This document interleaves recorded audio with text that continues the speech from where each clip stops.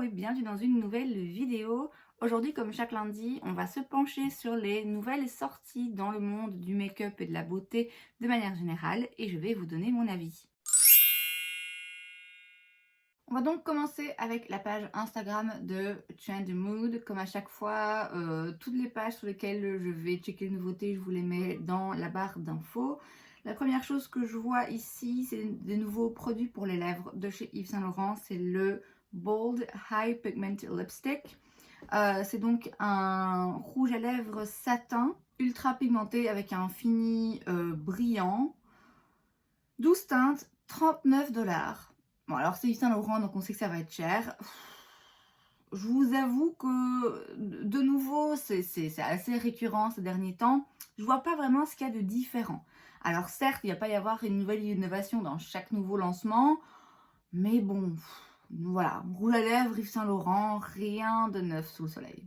On a ensuite une nouvelle collaboration entre la marque Il Maquillage et Kathleen Lights. Kathleen Lights, c'est une youtubeuse beauté qui est sur la plateforme depuis très très longtemps, qui a, je pense, plus de 4 millions d'abonnés, mais qui est relativement plus inactive ces derniers temps. Moi, je continue à regarder ses vidéos, mais c'est vrai qu'elle se fait de plus en plus rare. Et je dois bien avouer, c'est pas forcément un reproche parce que voilà, chacun fait ce qu'il veut, mais je dois avouer que ces derniers temps, on la voit réapparaître plus quand elle doit lancer une nouvelle collection de vernis, puisqu'elle a sa marque de vernis. Alors je vous dis, en soi, c'est pas une critique parce que bah voilà, il faut bien qu'elle vive aussi et que ça me paraisse logique qu'elle mette sa marque en avant. Mais c'est vrai qu'elle se fait de plus en plus rare sur YouTube. Elle fait de moins en moins de vidéos vraiment axées make-up, je trouve, personnellement. Et donc là, elle sort une collaboration avec Il Maquillage, une collaboration que si vous regardez ses vidéos, ça fait un petit moment déjà qu'elle en parle et qu'elle reste assez secrète et évasive, qu'elle dit qu'elle utilise une palette de fard à paupières dont elle peut pas encore révéler l'identité pour le moment. On sait donc maintenant de quelle palette il s'agit et c'est une collection en fait avec Il Maquillage, c'est la Disco Fox Collection. Il y a des eyeliners, mais il y a aussi cette fameuse palette avec 15 fards. Je vous avoue que j'ai été vachement déçue. Je vous cache pas, j'ai vu la palette et je me suis dit, oh, tout ça pour ça. Je trouve que enfin, c'est une palette neutre, quoi. C'est une palette neutre avec une petite touche de mauve. Alors, j'entends bien hein, que les palettes neutres, c'est encore une fois, c'est toujours le même débat. C'est chiant, mais ça fait vendre, en fait. Ça fait vendre. Et clairement, dans la vie de tous les jours, on utilise plus vite une palette neutre qu'une palette arc-en-ciel. Bon, encore, ça dépend qui. Mais globalement, on va dire, la palette neutre va vendre plus. Donc, c'est logique. Mais il n'empêche que c'est rien de différent parce qu'en soi, une palette neutre peut être très très belle et peut être absolument splendide et remarquable. Là, c'est rien de très spécial et même les teintes brillantes, ouais, c'est rien de fou. Et puis surtout, le thème disco, où ça? Où ça dans la palette? Enfin, ouais, il y a des teintes un petit peu brillantes, mais c'est pas non plus des fards comme Pat McGrath qui sont absolument incroyables. Enfin, franchement, ouais, je suis déçue. Je trouve que il y avait, en tout cas de ma part, et il m'a semblé dans les commentaires de ces dernières vidéos, de la part de d'autres de ses fans, une certaine anticipation. Et puis, ça retombé comme un soufflet, quoi. Franchement, ouais, j'ai pas emballé du tout. On a ensuite, alors je pense que c'est un nouveau produit. Il y a déjà un nouveau kit, ça c'est sûr que c'est nouveau disponible. Donc le Gimme Brow qui est leur gel transparent à sourcils qui est vraiment top. Avec un Volumizing Fiber Eyebrow Pencil, donc un crayon pour les sourcils, un crayon fibre soi-disant. J'ai du mal à comprendre la fibre avec le crayon mais n'importe. Et je pense que le crayon en lui-même, qui donc se vend aussi seul pour 24 $ ou 14 $ pour le mini, est nouveau en tant que tel, si j'ai bien compris. En tout cas, ça me dit rien, ce crayon. Occasion ratée. Franchement, pour moi, occasion ratée de la part de Benefit parce que ce genre de crayon à sourcils, certes, c'est utile, certes, ça s'utilise, je suis sûre, par encore beaucoup de personnes, mais la tendance en ce moment, il me semble, est quand même vachement portée sur les liners à sourcils. Or, ils n'ont pas de liner à sourcils. Ils ont un produit, je l'avais d'ailleurs, je crois que je l'ai retiré hein, de ma collection, avec 3 petites branches, vous savez, pour imiter du microblading, enfin bref. Bonne idée, mais concrètement, c'est pas ouf. Ils n'ont pas d'eyeliner bête, eyeliner tout simple comme celui de chez NYX, le Lift and Snatch que j'utilise très régulièrement. Ils n'en ont pas dans leur gamme et ça me manque, et surtout en ce moment. Donc je trouve ça vraiment... Je comprends pas en fait. Ou alors ils sont visionnaires et c'est ce genre de crayon qu'on va voir débarquer sur le marché de par toutes les marques. Mais franchement, je comprends pas. Pour le coup, ce lancement, je le comprends pas. MS Beauty sort un nouveau fond de teint, c'est le Re-Evolve Natural Finish Liquid Foundation. Sans silicone, avec des ingrédients skincare. Une couvrance médium avec un fini satin naturel qui hydrate, raffermit et adoucit la peau. 48 $, 16 teintes. 16 teintes quand même. 16 teintes et alors... beaucoup de beige, hein. Ça me fait quand même vaguement penser à un certain lancement chez Tars qui avait fait scandale à l'époque. C'est pas ouf quand même, les teintes, je trouve qu'il y a moyen de faire mieux. Mais bon, de toute façon, la marque, c'est des produits, je pense, assez naturels. Moi, c'est pas forcément ce que je recherche absolument. Voilà, c'est pas emballé et vachement refroidi par la sélection de teintes. Melt ressort, si je comprends bien, la palette Muerte pour 58 $. Donc, je suppose que c'est en édition limitée et là, ils disent back by demand. Donc, a priori, c'était une palette qui a été grandement appréciée et que beaucoup de gens réclament. C'est tellement pas le genre d'harmonie de couleurs qui me parle. J'en parle parce que, voilà, apparemment c'est une palette qui avait fait l'unanimité, ou en tout cas que beaucoup de gens avaient apprécié et réclamaient. Donc c'est chose faite, si jamais cette palette vous intéressait et que vous aviez loupé le premier lancement, sachez qu'elle va être de nouveau disponible. Colourpop, évidemment, nous sort une nouvelle grande palette et pour le coup... Bonne idée, je dois avouer. C'est pas le genre de palette dont moi j'ai besoin, mais ça peut s'avérer utile. Et c'est vrai que ça manquait à leur gamme. Et donc c'est une palette avec uniquement des fards mat, colorés et en fait avec un dégradé de couleurs. Vous allez avoir des teintes très claires, pastel, des teintes assez vives. Et puis vous allez de plus en plus aller dans le foncé avec des teintes qui vont s'approfondir. C'est très malin de leur part.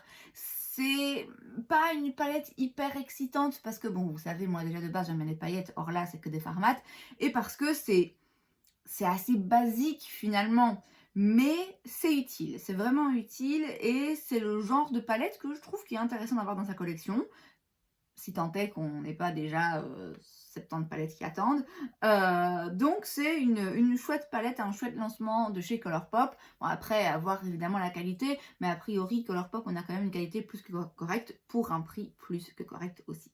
Ensuite, toujours une nouveauté, une nouvelle palette chez Beauty Bay, c'est la New Mood. Alors, elle avait fuité, hein, il me semble qu'on en avait déjà parlé. Ouais. Il y a quelques teintes en fait dedans qui ont l'air très jolies, qui me font de l'œil et qui ont l'air spéciales. Et j'aime beaucoup la qualité Beauty Bay. Vraiment, les lumineux, ils ont des lumineux parfois qui sont d'une beauté sans nom. Mais je me dis, est-ce que c'est bien raisonnable? Surtout, encore une fois, avec la collection que j'ai déjà, d'acheter une palette juste parce que, il y a une ou deux teintes qui me fait de l'œil. Elle est pas moche en soi. C'est une palette colorée, quoi. Et... ouais. Sans plus, franchement sans plus. Après avoir, hein, on connaît Beauty Bay, leur tendance à faire des offres très intéressantes sur leurs palettes, parfois sur des bundles de palettes. Donc qui sait, peut-être qu'un jour il y aura 60% et qu'il se fait qu'à ce moment-là, j'aurais justement besoin d'acheter, je sais pas moi, un baume démaquillant sur Beauty Bay et que je me dirais, bon ben allez, je la rajoute dans mon panier. Donc à voir, je dis pas que je la prendrai jamais, mais a priori je vais pas courir pour la prendre. Me dis pas tant que ça. On a une nouvelle collaboration autour de la bouffe, puisqu'apparemment les deux vont ensemble, hein, maquillage et nourriture évidemment. Donc une collaboration entre Winky Lux et Applebee's, qui est une chaîne de restaurants américaine. Et ce sont donc les Saucy Gloss, 18 $ pièce, au goût de wings. Donc d'ailes de poulet, enfin, vous savez c'est quoi des wings je suppose.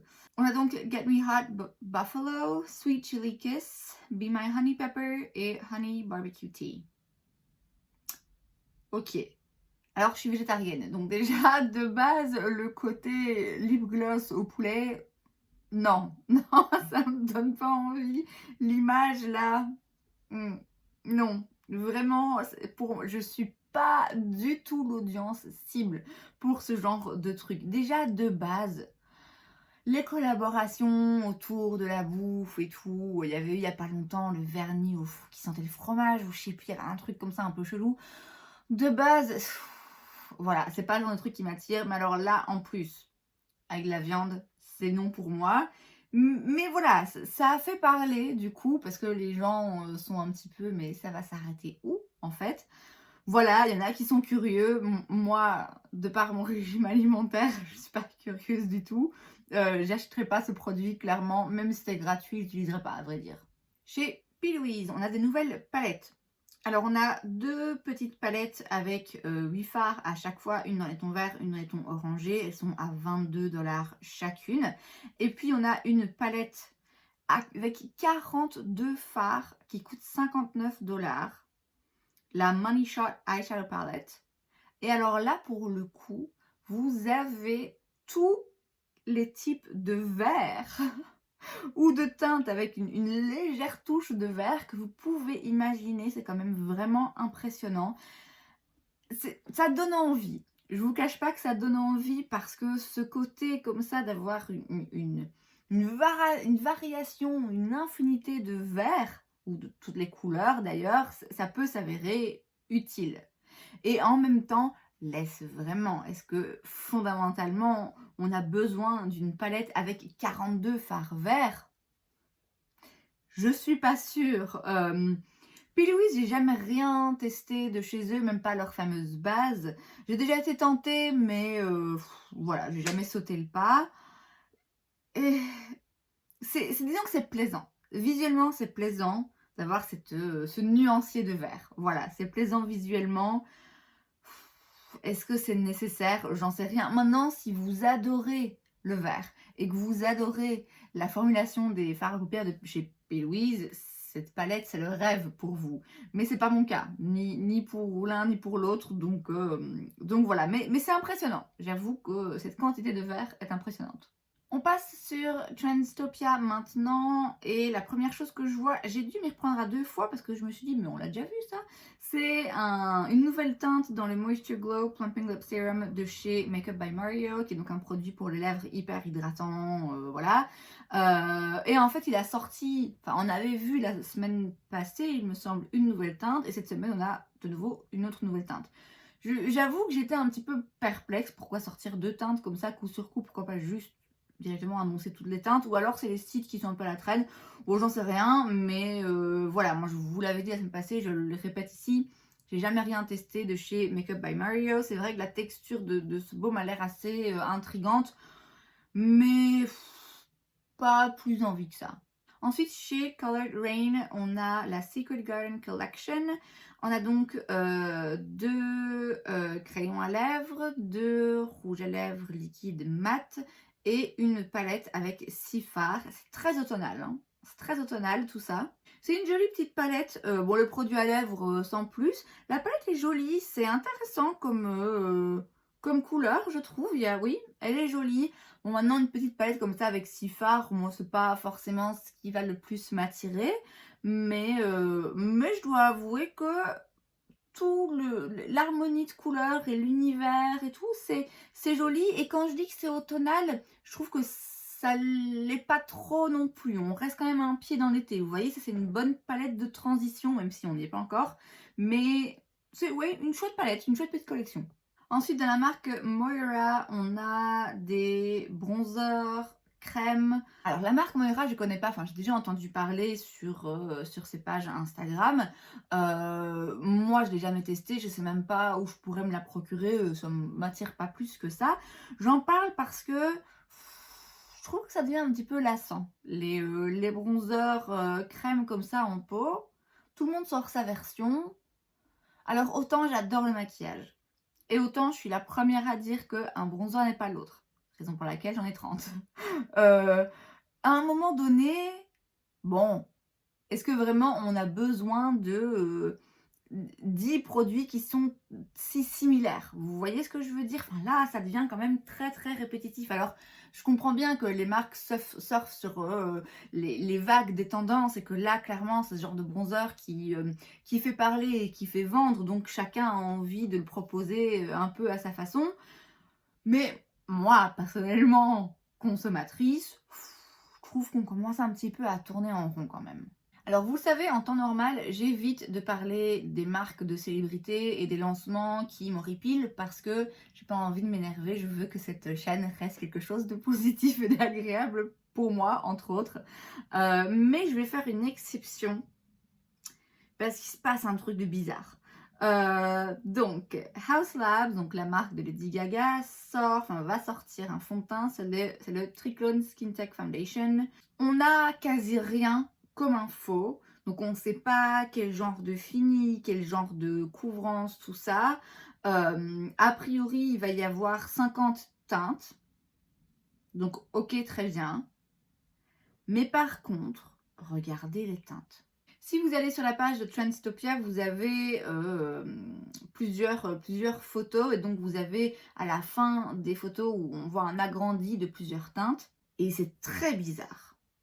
Il y a vraiment, alors ça part dans tous les sens, il y a plein de sous-tons différents. Alors en ça peut être très intéressant parce que c'est parfois difficile de trouver un fond de teint qui correspond exactement à sa carnation. Et j'ai envie de vous dire, bah ouais, c'est un peu logique, il y a 7 milliards de peaux différentes sur Terre. Je sais pas, il y a un truc dans les teintes. Alors c'est une photo là comme ça qui fuite. Si ça tombe, la photo a été trafiquée. Je veux dire, il y a un filtre dessus qui fait que les couleurs sont un peu bizarres. Mais là comme ça, moi ce que je retiens, c'est que waouh, les couleurs, alors certes, il y a 50 teintes, très bien.